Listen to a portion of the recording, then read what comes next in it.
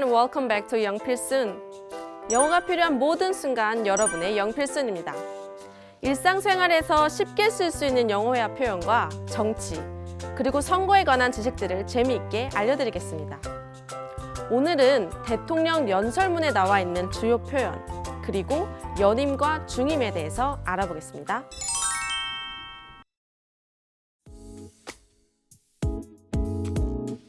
To Chairman Dean and my great friend Dick Durbin, to all my fellow citizens of this great nation, with profound gratitude and great humility, I accept your nomination for the presidency of the United States. You understand that in this election, the greatest risk we can take is to try the same old politics with the same old players and expect different results. You have shown what history teaches us, that at defining moments like this one, the change we need doesn't come from Washington.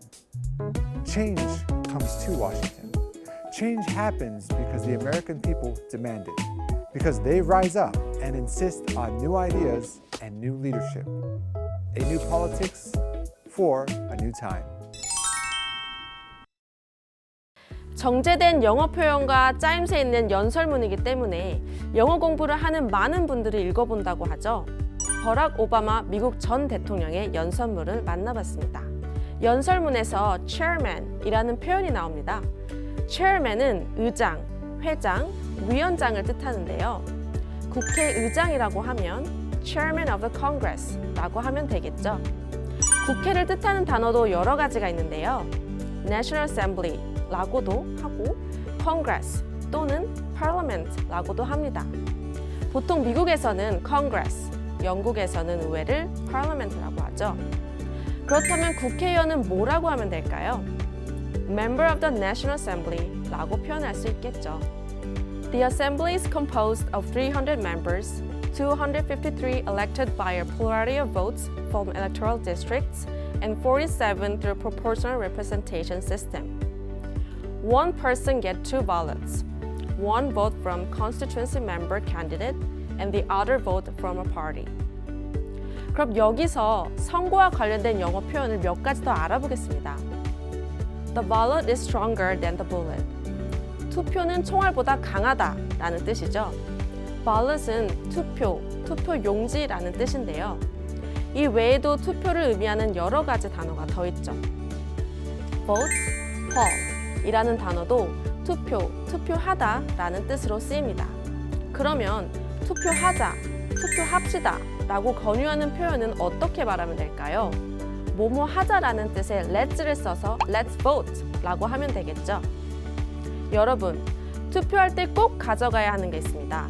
바로 신분증입니다.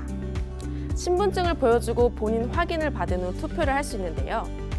Show your ID card and cast a ballot 라고 하면 신분증을 보여주시고 투표하세요가 되겠습니다.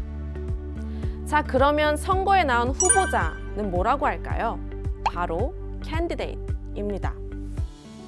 What do you think about the candidate? 이라고 하면 너 그 후보자 어떻게 생각해? 라는 뜻이 되겠죠.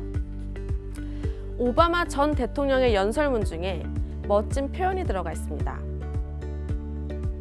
Change happens because the American people demand it, because they rise up and insist on new ideas and new leadership, a new politics for a new time.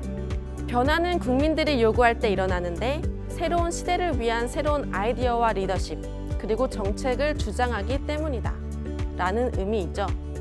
국민이 국가를 직접 변화시킬 수 있고 새로운 시대의 정책을 만들어간다는 뜻이라고 볼 수 있습니다. 변화와 새로운 정책은 국민의 손에서 나온다는 의미겠죠. 이번에는 시민권 운동가인 존 루이스가 한 말을 살펴보겠습니다. The vote is precious. It is the most powerful non-violent tool. We have in a democratic society and we must use it. 투표는 소중하다. 민주사회에서 우리가 가진 비폭력 수단 중 가장 강력한 것으로 반드시 사용해야 한다 라는 뜻입니다. 여러분, let's vote. 연임, serve consecutive terms과 중임, reappoint 둘 다 거듭 임명된다 라는 뜻입니다. 또 맡게 된다 라는 뜻이죠. 이 두 단어의 가장 큰 차이점은 바로 연속성, continuity입니다. 연임은 following one after the other in order. 연속해서 취임하는 것을, 즉 바로 연이어서 취임하는 것을 말하고, 중임은 appoint once again to a position they have previously held. 연속해서 취임을 하는 건데 시간이 지난 후에 다시 취임하는 것도 포함하는 말입니다. 즉, 중임이 연임보다 넓은 의미인 것이죠.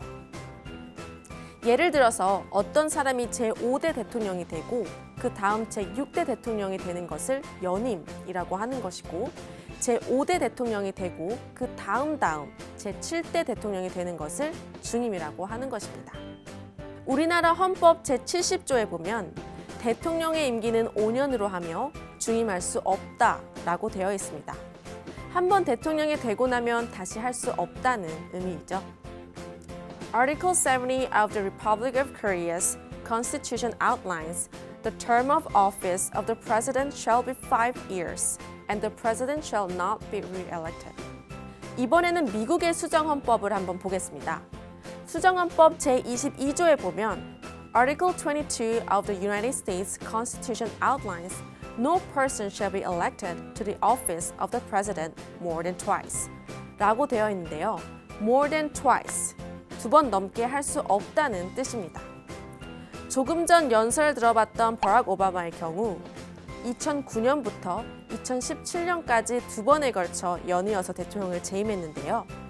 이 경우에 바로 연임했다라는 표현을 쓸 수 있는 것이죠. 오늘은 대통령의 연설문과 선거 용어들에 대해서 알아봤습니다. 유익한 정보 얻으셨겠죠? 여러분의 영어 실력과 선거 상식을 쭉쭉 올려드리는 영필수. 다음 시간에 다시 만나요. See you again. The ballot is stronger than the bullet. What do you think about the candidate? Show your ID card and cast a ballot.